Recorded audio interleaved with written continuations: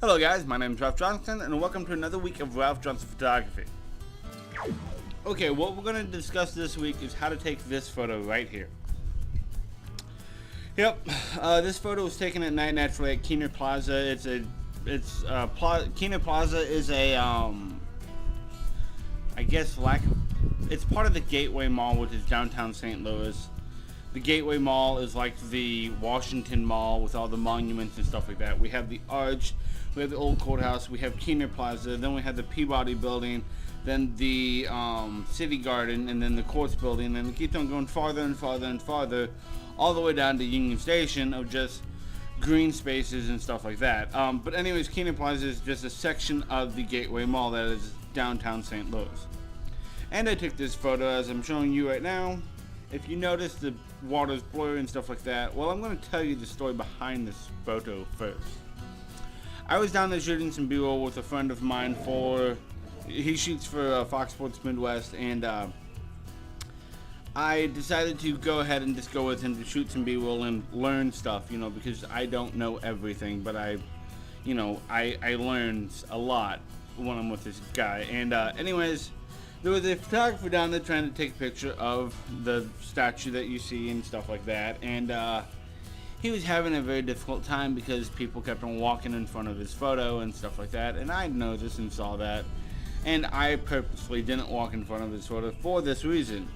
But you could completely tell that he was getting rather frustrated, and I then decided to lend a helping hand, and I go, what type of shot are you trying to get? He's like, I'm just trying to get a shot where there's no one really standing in front of me. I don't care if the people are behind or whatever. I go, what about dragging out your shutter? He goes, well, I'm new to photography and I really don't understand what you're talking about. I go, well, here, I'll show you. And so I showed him, and this is the picture that ended up. There's no post-processing in this photo. So I did that, showed him how to do it, and then everything like that. But what you got to do for this is you got to have three main key components. One, a tripod. Have a tripod and stuff like that to where you can, have it stable where you're not hand holding it, because you're going to be taking a long exposure shot. So therefore, you need to have something other than hand holding it. You can place it on a rock even, and that's okay. There's something to where you have it to where it's not going to move, and your hands aren't good enough in this case, because no matter what, you move ever so slightly. So you need it completely stable. And another way to make it completely stable is to get a remote. Okay, whether it's a remote trigger like an intervalometer or something like this that can trigger your camera by you being a little bit away from it. Okay, either way they work. So therefore, it's completely stable. And what I told him, okay, is go ahead, put your ISO as low as you can make it, for the simple reason you want the picture as clear as possible. Take your aperture all the way up as high as you can go with it, for the simple reason you want to get all the stuff in focus, because there's the fountain, there's the courthouse, there's the arch. So you want that wide depth of field instead of a very shallow one, which a lot of people like the bokeh with that aspect of it and everything. And then also you need to extend your shutter speed.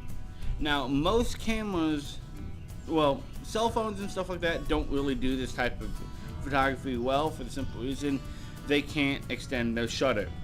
A DSLR or mirrorless or something like that will do fantastic at this, because all you have to do is set it to the a bulb mode if you have that, or in the shutter you can actually set it to like 30 seconds or below. I set mine to 22 actually to take this photo, and I think the resulting photo is quite neat and everything.